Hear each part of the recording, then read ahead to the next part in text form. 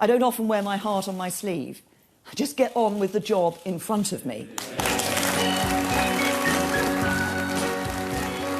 What's your message to Michael Gove? What's your message to Michael Gove?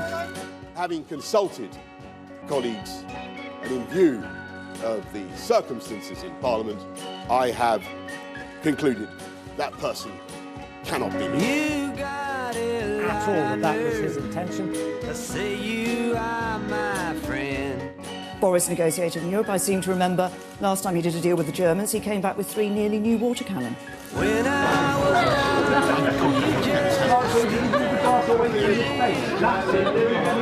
There are lots of talented people who could be Prime Minister after David Cameron, but count me out. I don't want to be Prime Minister. I could not be Prime Minister. I know that I couldn't do it. I'm not equipped to be Prime Minister. I don't want to be Prime Minister. I don't want to be Prime Minister. And came reluctantly, but firmly to the conclusion that I should stand and that Boris should stand aside. You just want to be on the side that's winning. You say I let you down. Hello. You don't need me to recount the events of the day. To suffice to say that we've had more remarkable twists in a week that was already liable to cause motion sickness. It has been bitter today as well. Tory MP Jake Berry, who was backing Boris, tweeted, "There is a very deep pit reserved in hell for such as he." #Gove.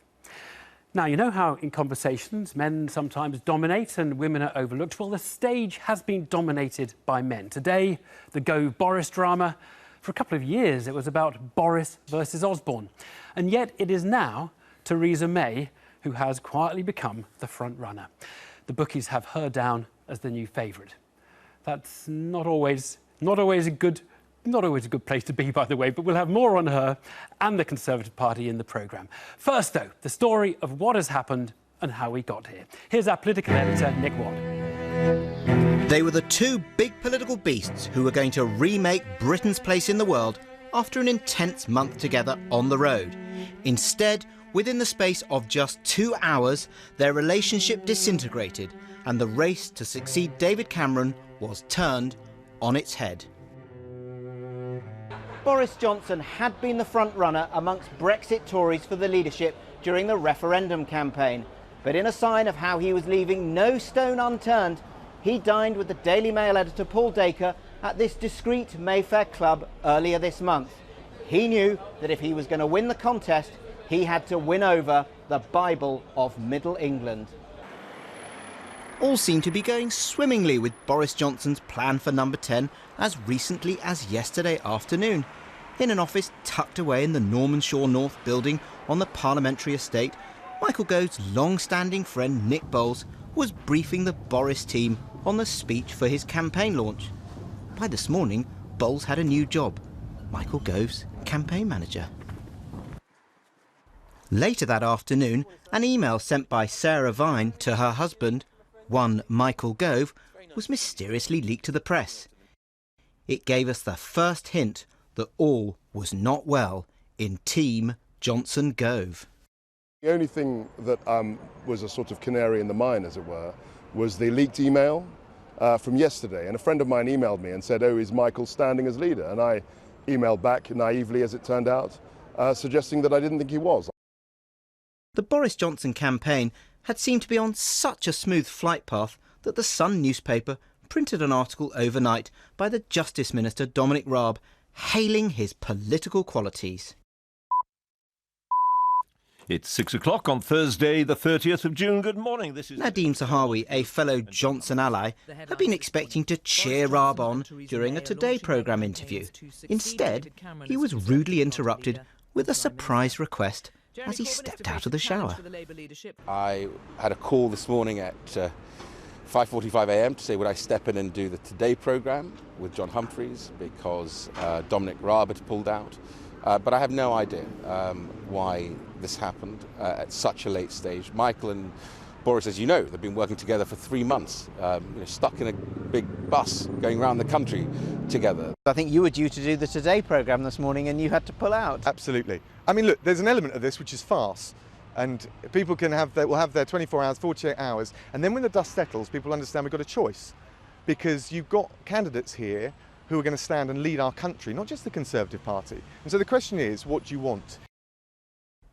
Shortly before 9 a.m. this morning, Michael Gove addressed his new campaign team in his ministerial office in Westminster.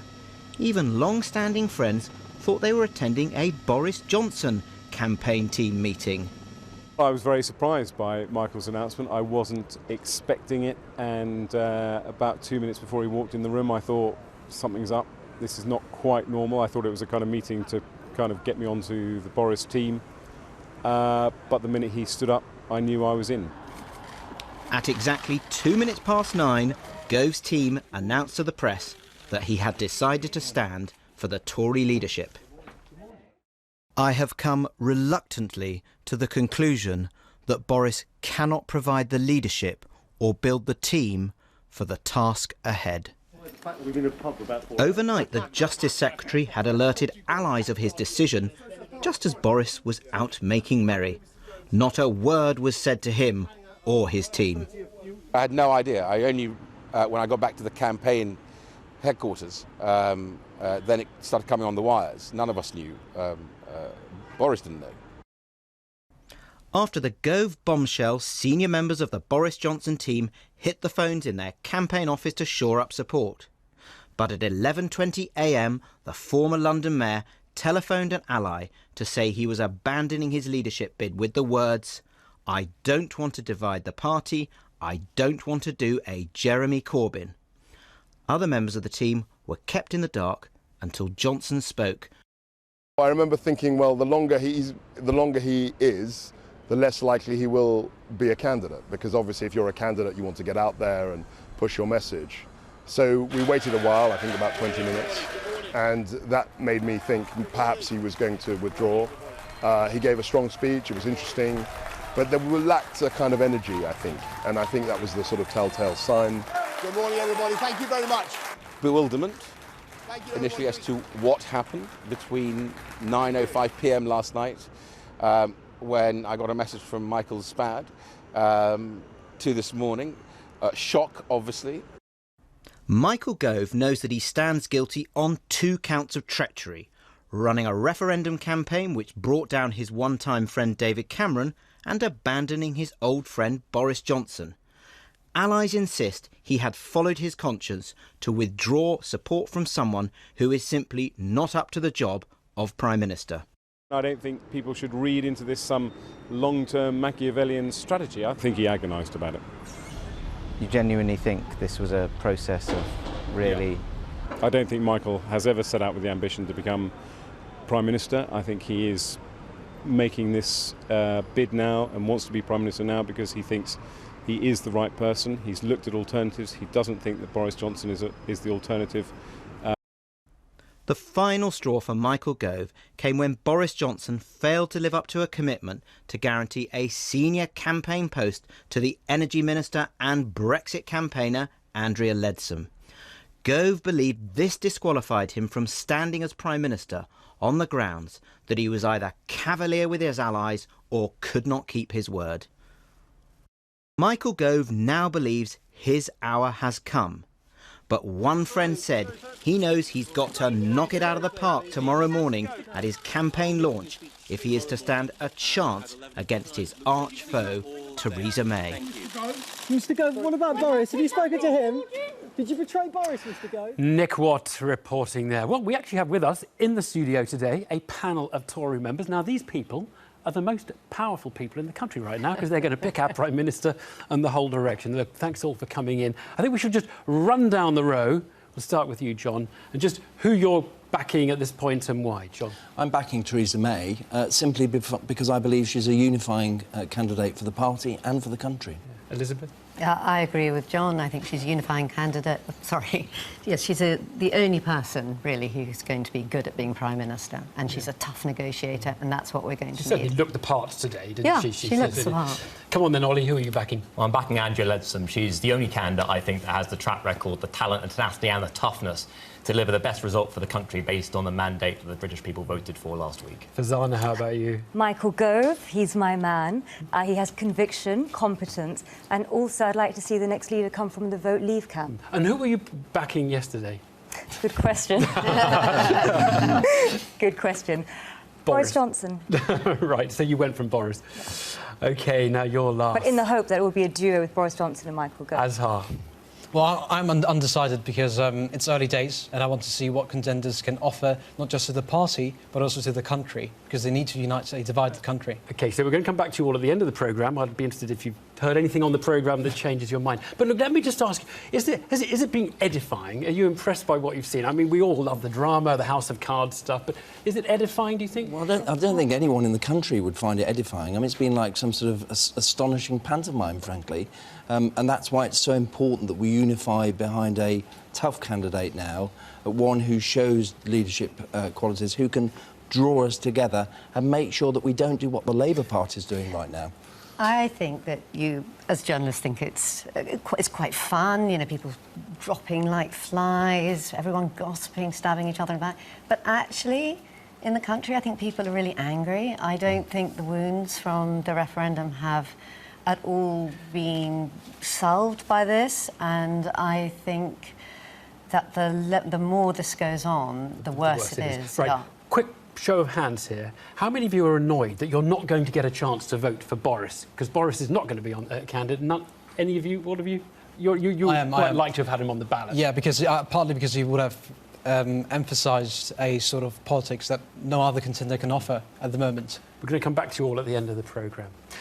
Now, look, it is a paradox, but while today has been one of the Tories' messiest, the infighting and backbiting does appear mainly to be personal now, not political. Deeply personal, four-letter word personal, but it's not really about anything. Not among the 5 leadership candidates, anyway. Look at what they're actually saying, and you can discern a certain unity that we perhaps had forgotten the Conservative Party was capable of. It may not last, it may not suit some of the old guard, but it was all there in Theresa May's launch speech today. For one thing, she and the others all appear to be putting the ghastly divide over Europe behind them. She, the Remainer, yielding to leave. Brexit means Brexit.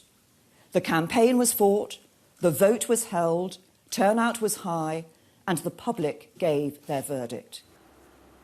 Well, there are voices that don't agree, but it's not much of an issue in this leadership election. Then there's another refrain you're hearing from the candidates, that it's time to have an elite-weakening, opportunity-supporting, class-ridding form of capitalism. Because Britain still needs a government that is capable of delivering a programme of serious social reform and realising a vision of a country that truly works for everyone. We'll see what all that means. But there's one other thing, a pivot is going on as well. All that austerity stuff, you know, borrowing down, everything the party's been doing for 6 years, well, it's looking quite difficult. So now's an opportunity to junk it. We should no longer seek to reduce a budget surplus by the end of the Parliament. If before 2020 there is a choice between further spending cuts, more borrowing and tax rises, the priority must be to avoid tax increases, since they would disrupt consumption, employment and investment. In one bound, they're free of some of the difficult financial decisions that were facing them. I suspect other candidates will follow suit, and the fiscal targets are now toast. So in policy, Theresa May and the others are sounding broadly aligned. Now, though, what about Theresa May, the person? She's risen to front-runner status by doing everything that no one else does. She's not the most personable of the candidates. She doesn't butter up the back benches in the tea-bar. She's not the charismatic communicator that Boris Johnson is. She doesn't play the media. Her line is that she gets on with the job. Here's Katie Razzle.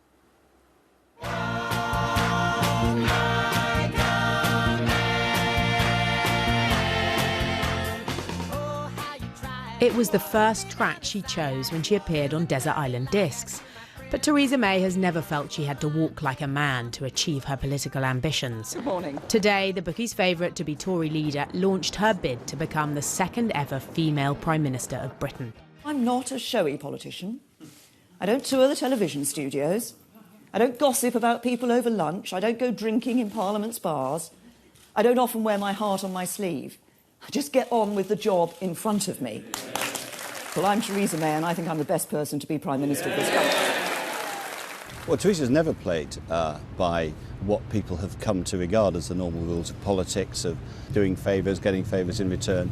She's always been absolutely straightforward at saying, I've got a job to do, I will get on with that job, I'll do it to the best of my ability, and people will judge me on that.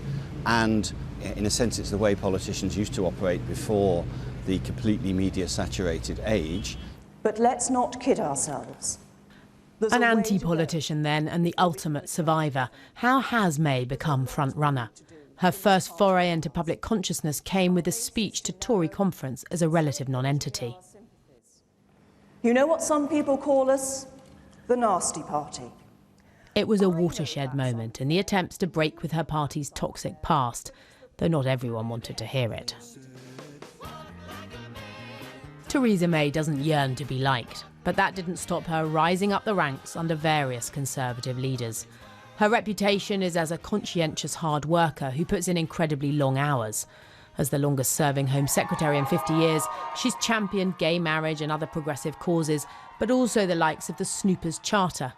There have been riots on her watch, and she's presided over the failed policy to bring down immigration. But it's her standoff with the police that's been most memorable. If you do not change of your own accord, we will impose change on you. I think that slight, straightforward way has actually won her a lot of fans from MPs who've only known her really as Home Secretary. Previous Home Secretaries have had all sorts of things going on, but she has not shied away from the hard things. May has been compared with Angela Merkel. Both have an immense grasp of detail. Both take a pragmatic approach. In her bid to be leader, May's already dropped her long-standing opposition to the European Convention on Human Rights to appeal to the party's liberal wing. Her position during the referendum too appears pragmatic, on the Remain side, but remaining aloof.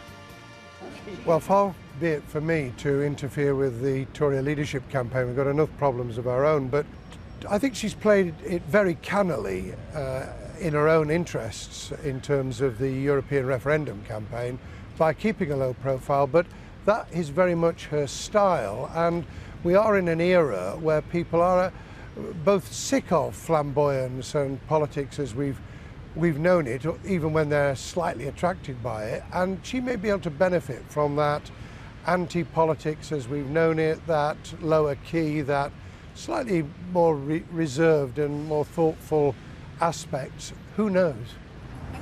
If she does become Conservative leader, Theresa May will have done it without playing by the normally accepted rules of politics.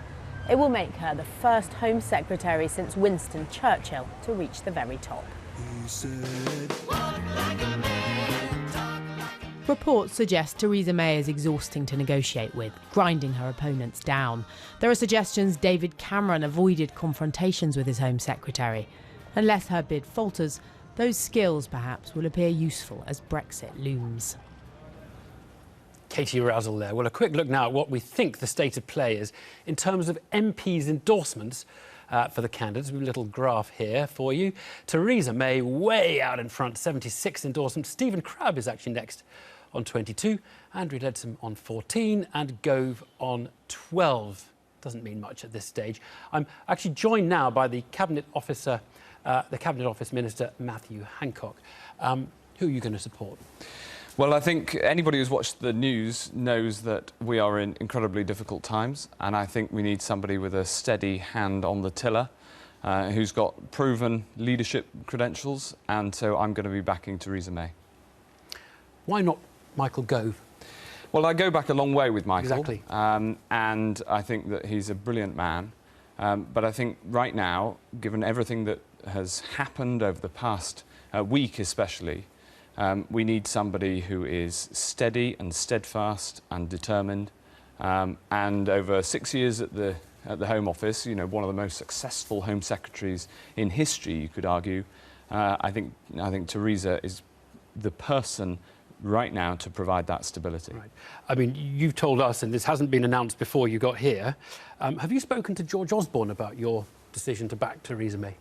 I did tell him today. I mean, I would have supported George if he'd run, but he decided not to run, and so I hadn't declared, and now I am, because, you know, each day that passes, I think the country more and more is looking for stability and certainty and a clear way forward. And she's got that leadership. And I mean, she's also the same sort of, it comes from the same sort of one nation heritage that I care deeply about. And, you know, we saw that in the package, I thought.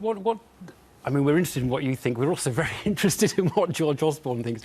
When you said, I'm backing Theresa May, did he look pleased, disappointed? Did he intimate what he would be doing? Well, he hasn't declared yet. No. Other than saying that he's not running himself, he hasn't declared. You know, it's my choice to declare. Michael Gove says it should be a Brexiteer, given the vote last week. What do you think of that argument? Well, I think that what Theresa May can do is bring the party together. She can provide that unity. You know, there's 5 candidates now. I think out of all of them, she is best placed to bring not the party together and also bring the country together, actually. And I thought that the speech today was a really good example of that, talking about making sure that the economy works for everybody. And we've had this incredibly difficult and divisive referendum campaign, Indeed. very close result, and big questions about whether the economic recovery is reaching all parts of the country, and whether people who are disrupted have been disrupted by new technology and globalisation. But and look, I think she can deliver on that agenda. Okay. Brexit means Brexit, she said. Does that mean, and you were a Remainer, she was a Remainer, but you're all Brexiteers now, is the message that has come out loud and clear this week. Does that mean people who feel passionately about Remain and who feel that is more important than the difference between Labour and Tory and all of those things should now assume there is no place for them thinking of voting Tory? The Tory is a sceptic party, it's an out party. Don't vote Tory if you want to Remain. We are very clear that we accept the decision of the British people. As you say, I argued for So if Remain. events changed, though, Matthew, if, for example, there was reform in Europe of some kind, could you imagine the Tory party going back and saying, let's think about this again? Or suppose they gave us a really, really bad deal. Could you imagine saying, oh, my goodness, this is really not good, let's go back in? You can't imagine it at all. You've got to respect the will of the people. So if you remain, if you were a Remainer, Tory party is not for you. We and the Labour Party, we all voted for this referendum. And when you vote for a referendum, of course, I'm a Democrat before I'm anything else. Perfectly logical. Now, look, she gave a big chunk of her launch statement to the need to, if you like, break class barriers and increase social mobility and opportunity. Yeah. I just wondered whether you would take that as a criticism, because haven't you been doing everything you possibly can to break down class barriers and create social opportunity? I think it just shows that there's much more to be done. I think it's incredibly important. You know, it's an area I've been working on in government, and I think we've made some progress, yes, but there's clearly more to do, and I think the referendum result demonstrated that too. So, you know, tackling issues around social mobility are incredibly important. And that's the kind of Conservative Party I want to be in, and that's the kind of Conservative Party leader I want. How upset are you by the fact that essentially she said abandon the fiscal targets for this Parliament? Well, now that, I mean, the last election was fought on those fiscal targets. A lot of people said they're unachievable or not worth achieving, and a year in, we have had that target abandoned. Well, circumstances have changed. How? We've just voted to leave the European Union. But you had planned that when you had a... No, we didn't. We planned to hold the referendum. But you were open-minded. You were quite open-minded as to leaving then. You weren't even committed to being in at that point. You were weighing up... No, I was clear that we wanted to stay in. The plans were predicated on government policy. Government policy was to stay in. We warned in advance, in fact. Government policy wasn't to stay in. Yes, it was. It was to have a referendum, and the Prime Minister was like, I'll see what the renegotiation delivers before I commit. Government policy, in the run-up to the referendum, was to No, in the run-up to the election. Remember the election, there Okay. was a deficit target that has now been abandoned. You can pick at the semantics, but you know, as well as everybody watching this programme, something huge has changed. We voted to leave the European Union.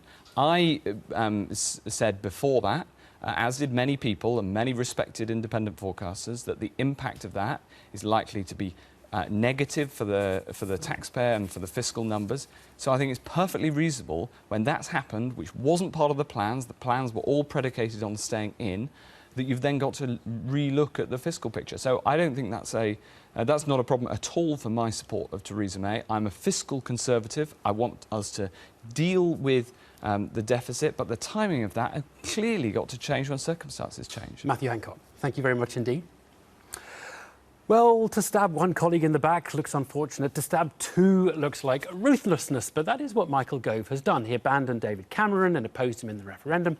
And then Mr Gove abandoned Boris Johnson with but a few minutes' notice. The treachery tag may stick to Mr Gove. It did stick with Ed Miliband to some extent for what he did to his brother.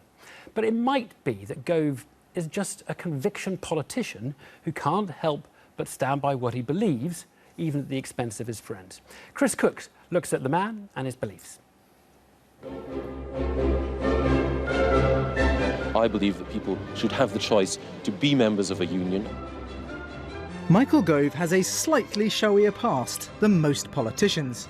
You come out without detection. As a younger man, he tried his hand at comedy. He's neither a spectator columnist nor a sociologist. He's an armed robber. Some of Michael Gove's university friends have told me that they didn't expect him to become a politician at all. They thought he'd be a sort of Scottish Stephen Fry. He has an instinct to provoke and to entertain that served him well as a columnist. In fact, his officials and advisors still say his desire to be interesting above all sometimes gets him into scrapes. Or just total weirdness. My favourite character in Game of Thrones is undoubtedly Tyrion Lannister. Hey everybody, take a look at me. I've got street credibility. I may not have a job, but I have a good time with the boys I meet down on the line. But Michael Gove is deadly serious. As Education Secretary, he drove massive reforms, becoming a bête noire both of teachers and their unions. Michael Gove, the demented Dalek on speed. After a brief spell as Chief Whip, he's used his tenure as Justice Secretary to try to shake up prisons too. Michael is a committed social reformer, committed to the issues of aspiration, social justice. Those are things I care about. I want to see that the next leader of the Conservative Party and Prime Minister. But would you say he's a details man? Well, Michael, I have to say, is all over details, and I look at him and the way he conducts himself in Cabinet and with the prison reforms and everything else. But he's also got big shoes to fill, and important negotiations happen with the EU, and I think he's the right person for that task. One area where Mr Gove has some very distinctive views is the Northern Irish peace process. Back in 2000, he wrote a pamphlet for the CPS in which he argued that the approach to Republican terrorists reminded him of appeasement in the 1930s. Back in 2006, he wrote a book, Celsius 77, in which he argued that Islamist terrorists had taken succour and been encouraged by the way that Britain had dealt with Northern Ireland. Looking at this pamphlet he wrote in 2000, it's pretty far out. It's further out than the DUP. He accuses the Good Friday Agreement of being appeasement and suggests that we should rip it up and go back to fighting the IRA. That's a pretty wild thought. And is Northern Ireland likely to be an issue in the coming years? Well, I've just been in Northern Ireland and I have to say it's a bit tense at the moment. The outcome of the referendum, where of course Northern Ireland voted to remain in the European Union, means that people are a bit on edge. Cabinet colleagues of Mr Gove say he's still a hardliner on this issue, as he is on Islamist extremism.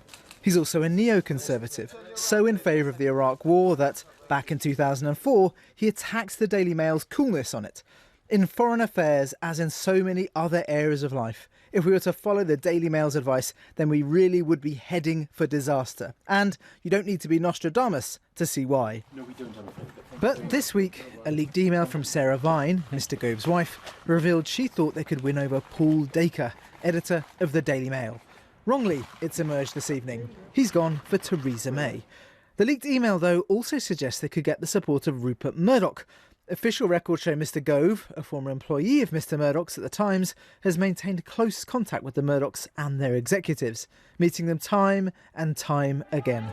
The Goves are also guests at Mr Murdoch's most recent wedding, and Mr Murdoch suggested Mr Gove should run only this week. Now, it's often observed, and it's absolutely true, that Michael Gove is exceptionally personally courteous. But there's a wrinkle.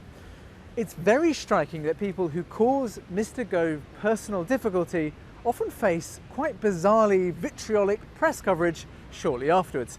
And that applies whether you're a cabinet minister like Caroline Spelman or Philip Hammond, or a journalist like me. Back in 2011, I was the education reporter at the Financial Times, and I reported that Michael Gove had been using his wife's personal email accounts for government business. This kept public information out of the hands of his own officials, whom he didn't trust, and away from freedom of information requesters.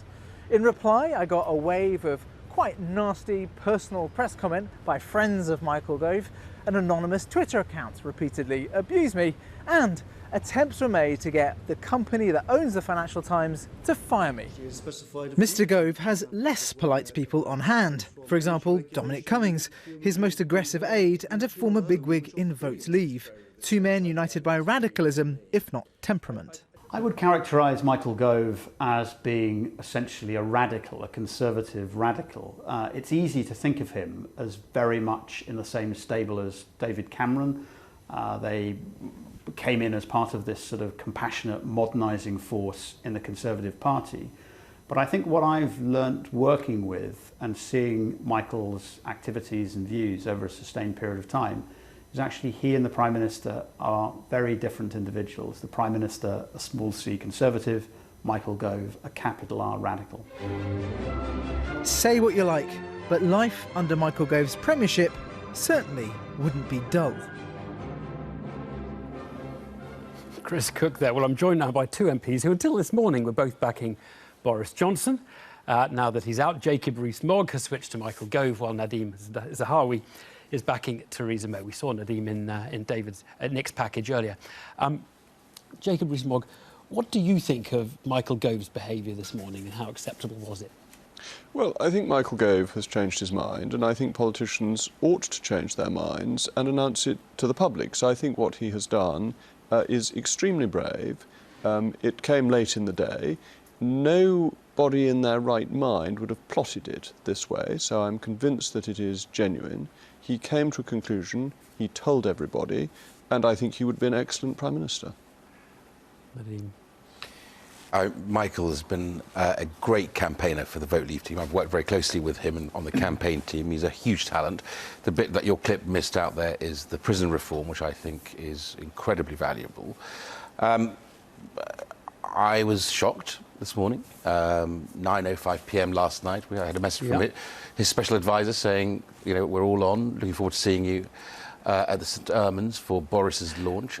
So he'd worked for Boris for months. But does it matter? Does it matter? No, of course not. I mean, look, we move on. We have why aren't you supporting him? I mean, OK, look, he's obviously made a rather difficult decision to kind of push his friend out the way. Yes. People do that. Yes. But if he's still a better leader, then why wouldn't you support him?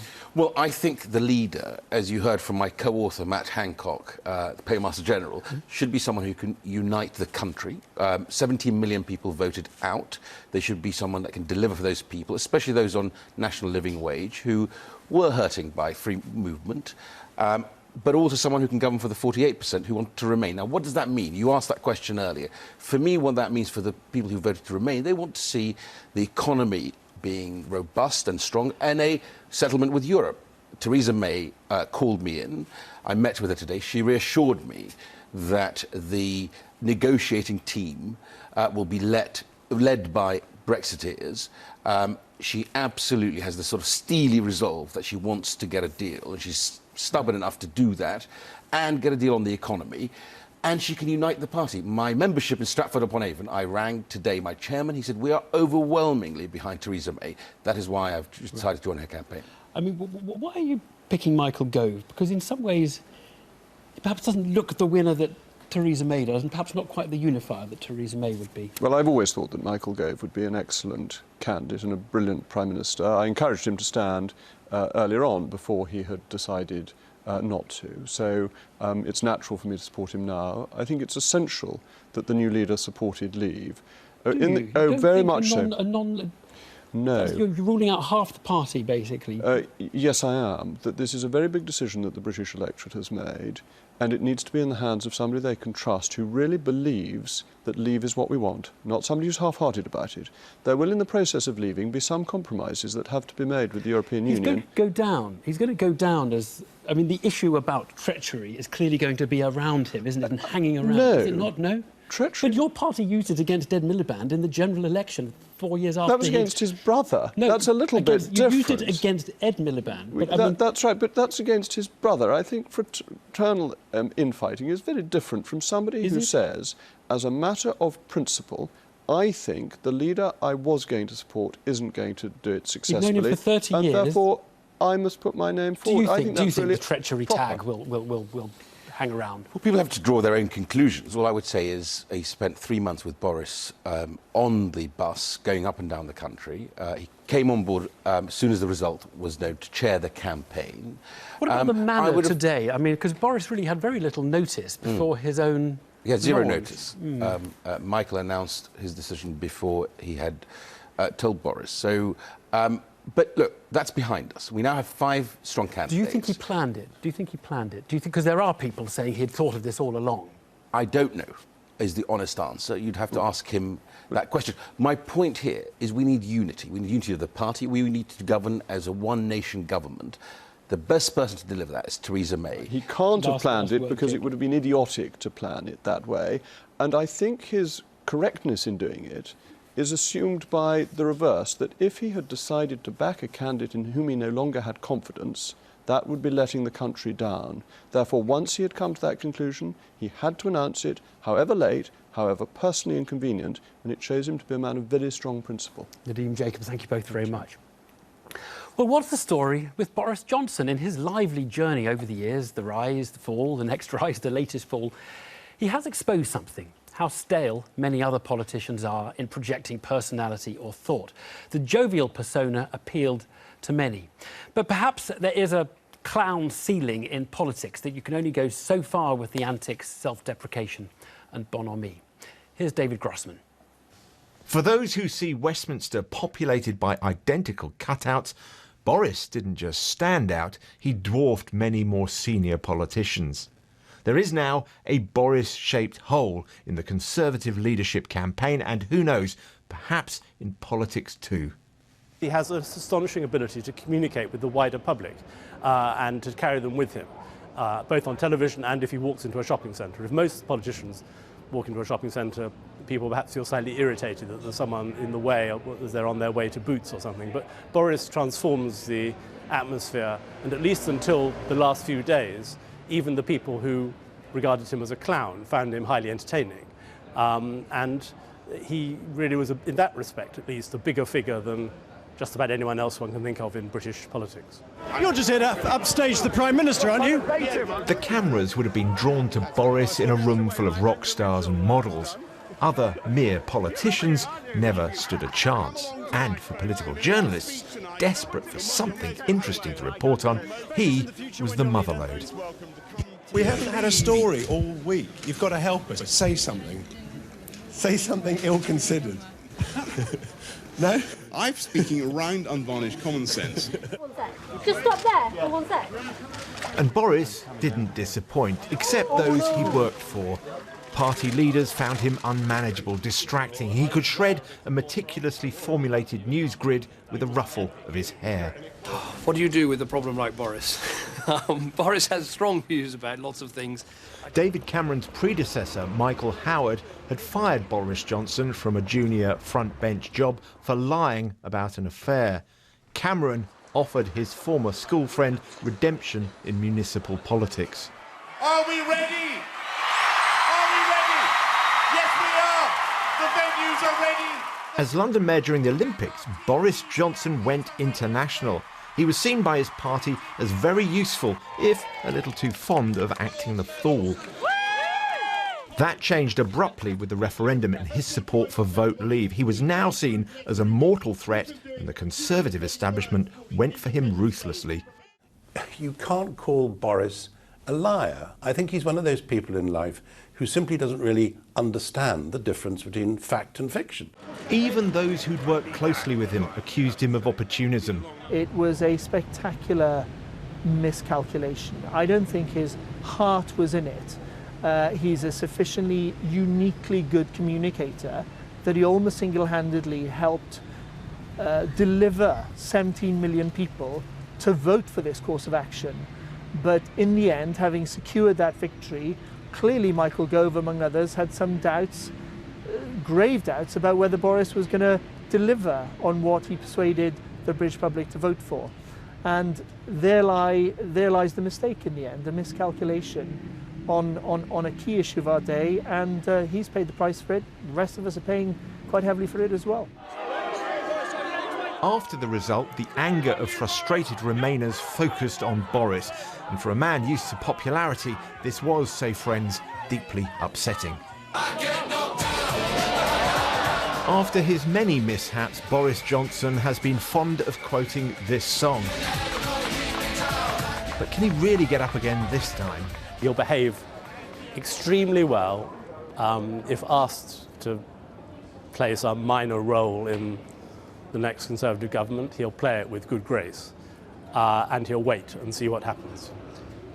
So we haven't seen the end of Boris Johnson? I don't believe no, I certainly don't think we've seen the end. Boris Johnson will probably always be able to draw a crowd at will, but some are doubtful he will ever be a serious political force again. I think as a politician whose main qualities were integrity, political courage, and an ability to unite people and make them smile and feel good about themselves and about the UK, I'm not sure there's a way back after the events of the last few weeks and months. And I think, national treasure, yes, politician, busted. David Grossman there. Well, it's the point in the programme where we sit back with a drink and mull over the political dramas of the day, except we don't have a drink. It feels like we need one, though. I'm joined by Times columnist Matthew Parris, the Daily Mail's Stephen Glover, and from The Spectator, Isabel Hardman. Stephen, the Mail is a bit of the story here, isn't it? Because firstly, we can look at the cover. A party in flames and why it must be Theresa. Yesterday, Sarah Vine seemed to imply that Dacre was on Boris. Well, she's certainly been disappointed in those hopes, hasn't she? I think that, she looks like the winner now.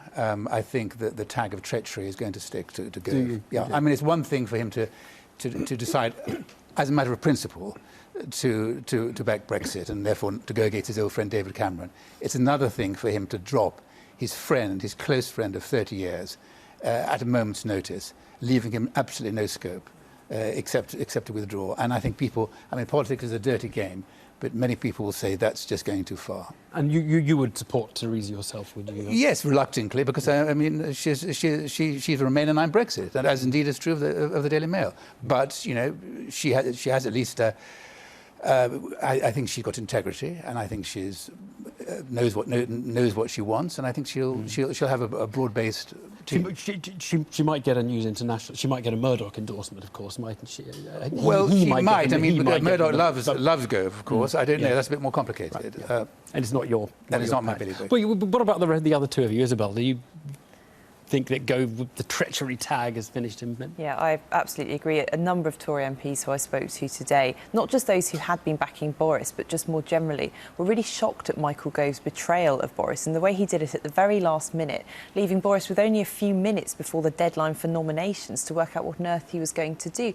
And actually, that is a huge trust issue for Michael Gove to go ahead with in any circumstances, let alone when he needs to reunite the Tory party after this incredibly divisive referendum. And the leadership contest is going to be very bitter, but I think he's going to really struggle to make the case for him being leader and the Tory party not being bitter. It's hard to be a healer, if that's what Matthew, you wrote a excoriating piece about Boris a couple of months, a month or two back, so you must have been pleased that Boris was edged out.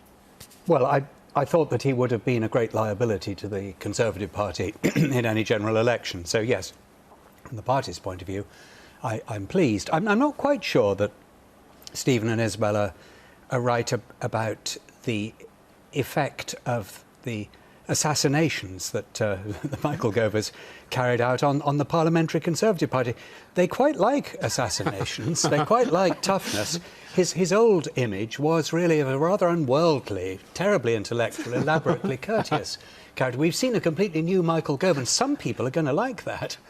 But who are you supporting, actually, in this, Matthew? Well, if in 10 years' time, I would be supporting Stephen Crabb. At the moment, Theresa May seems to me the unifying candidate. Can I just ask, do we think the Conservative Party has sort of found an equilibrium at the moment? I mean, whether it's sustainable or not, the candidates all seem to be saying the same things in their hustings launches. They stand there, opportunity capitalism. And... Absolutely, yeah. For instance, it's been a bad week for the old Etonians. Suddenly the party has become quite levelling. It's very keen to raise the condition of the poor. It's not sure about capitalism, at least it wants a kind of guided capitalism. There's a gathering consensus around an importantly different version of conservatism. Yeah. Stephen, do you buy that? Yeah, I do buy that, I think. I mean, there's a lot of talk. Let's see what the action is. They're all socially progressive. They all want to help the poor. We've heard this before from everybody. Let's see what happens. I think that actually one significant thing is what she says about the deficit. I mean, well, she said, I mean, let's not worry about that for a few years. Let's get on. Everything we've heard from Osborne is just thrown out of the window. That is an extraordinary development. I mean, so many things are happening so quickly at the moment. It's difficult to take everything in. Just that by itself the abandonment would of the normally framework, be a huge news story. Yeah. So there's so much going on. But yeah, I think actually, oddly enough, the Tory party will pull together. I mean, we shouldn't make predictions when things are changing so quickly, but I do think it's most unlikely that Gove can win this. I think that Theresa May will win it. And who knows, the whole thing may be speeded up. They have managed to reach a consensus on Brexit as well. Actually, all of the candidates have made clear that they're going to implement Brexit. We don't have anyone who's saying we need to resist this, the voters have made the wrong decision, we need to go back to the country. Theresa May and Stephen Crabb in particular, as the Remain campaigners, have made very clear in their launch pitches of that. Yes. Well, I just wonder, Matthew, because you were a Remainer, yes, and quite an enthusiastic one, and I just wonder whether now you feel that party, which is so clearly, and Matthew Hancock said it again tonight, this is not a party for Remain. I mean, events move very fast. We're all excited about personal dramas, but there are some huge policy decisions ahead, and the terms of our departure from the European Union is one of them. And although I noticed Matthew Hancock didn't bite on your suggestion that if the best deal we can come up with looks absolutely awful, we might think again, but we might, and then... You still think there's a bit of Remain hope left in the Tory party for people like absolutely you? So. That they are terrified, the parliamentary Conservative Party, of this issue coming up again. They do not want a general election.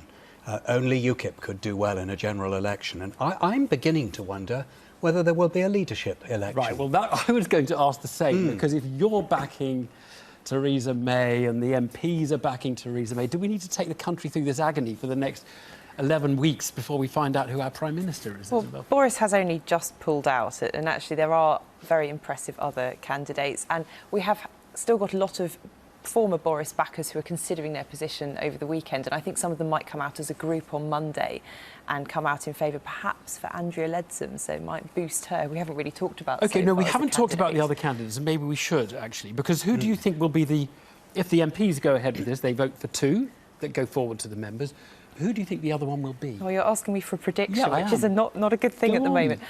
I have a hunch that there might be two women in the final two, and that's based on conversations with Tory MPs who have been very impressed with Andrea Leadsom over the campaign. And if you're going to have Theresa as the front runner, it would be amazing if you didn't have someone who'd campaigned for Brexit as the second person who went to the country.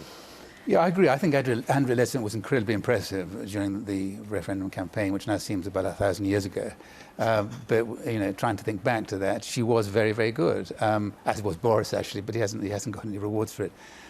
So it is possible. I mean, who knows what's going to happen? But it is possible that she could be one of the final two, I think. Yeah. Would you mind if the election, the leadership election was called off and it was a kind of coronation? If everybody agreed, I wouldn't mind. But the Tory party has its rituals and its ways, so it'd be sort of unlikely to do that. But if it happened, it would be good for the country. I mean, it would be better to get a Prime Minister before the 9th of September. It really would be.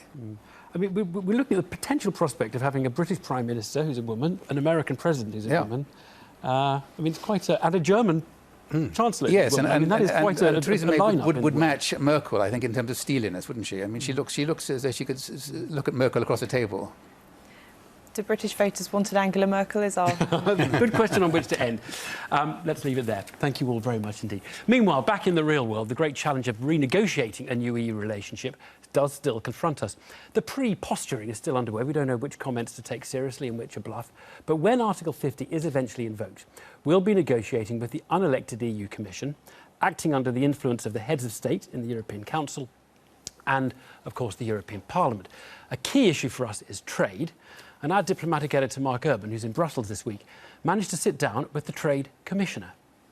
But if we look at Canada, for example, talks started 7 years ago, something like that, 2009, and you're close. But no, we're done. We're done. We just have to be ratified by 27. Be ratified, yes. Which will take. I don't know. A year or two. Well, maybe it depends on how it's ratified. In the light of that, is the Article 50 provision that EU and UK have to tie everything up in 2 years realistic? Well, the Article 50 has actually never been tested. It's a new article. This is the first time. And as far as I understand it, it is about regulating how the exit process will take place. And that is, of course, complex. And member states can prolong the period if it takes longer. But the actual relationship between us and the United Kingdom in the future will not be negotiated in Article 50. That is the terms of exit. Well, so that will take even longer time. It says to negotiate the new relationship. No. It's about the terms of exit.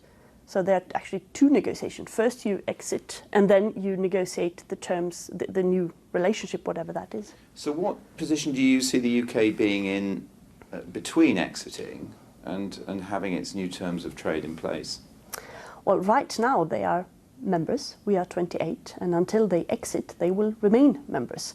So the referendum, which of course we take note and respect, has no legal effect. First, there has to be a notification, which the next Prime Minister will do, I hope swiftly, and then that process can start. And then we will have to see both of all the practicalities that are linked to this, a quite complex process, and then depending on how the United Kingdom, they have to define what kind of relation do they want to have with the EU, and then that will have to be negotiated by our heads of states, and then we'll see. But while they're working towards that, they are still members. But once those 2 years are up, they're out. Yeah, if there's a without a trade deal. Well, yes, that comes after. So what terms of business? Well, that depends. So after 2 years, well, if that is not nothing, and in the years, if we follow the Canadian example, maybe even 7 or 8 years before a new trade deal is in place, on what basis? Then they're a third country. EU 27 and Britain doing business, just World Trade Organization terms? Or? Yes, I think so. They would be a third country then. But that presumably would be very damaging for supply chains, all sorts of things, French companies, Danish companies, British companies. Yes, but the vote was very clear. Do you worry that we've passed a high tide of openness to free trade, and that increasingly, when you hear, for example, French objections to what you're trying to negotiate with the Americans, that protectionism, nationalism will prevent further major achievements in free trade?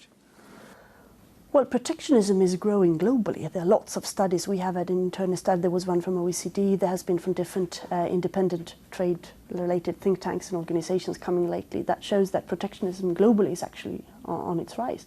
And we see all over the world debate, not only in Europe, in the US and elsewhere as well, a sort of hostility towards trade, which worries me because trade, of course, is a fabulous means to increase jobs and investment and bring people closer to each other if it's well managed. And there is a rise of protectionism, and that's why it saddens me that the UK, who is traditionally a friend of free trade, will be leaving. The voice defending free trade will be weaker in the European Union. Mark Urban talking to the European Trade Commissioner. Right, well, at the beginning of the programme, you saw this panel of Conservative Party members. I described them as the most powerful people in the country at the moment because they're picking our next Prime Minister. Azhar, you were undecided about who you were backing. You've heard a lot here today. Have you Are you I'm still undecided, but I think one of the things that we can be proud of is that we've got a wide range of candidates within the party that we can choose from. Stephen Crabb has got a good working class background. We've got Michael Gove, who's an intellectual heavyweight within the party. So I think we can be comforted by that fact in comparison to Labour. Right. But I'm still undecided. I still want to see what they can offer, and especially to the country too. Yeah. Now, the two of you not supporting Theresa May, you heard people saying, why don't we just scrap the leadership election and anoint Theresa May because the Daily Mail backs her and a lot of MPs are backing. Would you be annoyed if the contest was sort of taken out of your hands? Absolutely. I mean, our democracy is rightly not in the hands of Paul Dacre. And the idea that you have some sort of momentum amongst the parliamentary party, so you should ignore the people, I think is in front of the process. I mean, the Conservative voters. Let's not pretend you're the people. Well, I think last week they did have a consultation exercise. 17 million people. I think it's unfair to call Michael Gove treacherous because he followed his conviction. So I actually admire him for going against his friends if he believes, for the betterment of the country, that Brexit was the right option. So I don't think it's treacherous. You don't think the tag... Do you think the tag will stick then? I think to paint him as a sort of Machiavelli, I don't think is accurate. He believed that Britain was better off outside of the EU. Can I just ask you all, in a word, to say who you predict will win? Just literally the word. Theresa May. Boris. Go. Andrew Leadsom. Theresa May. So you're basically saying who you want to win rather than who's going to. Look, thank you very much for coming in. That's all we have time for. I dare say our attention will return to the Labour Party tomorrow. James O'Brien will be in the chair then. Have a good night.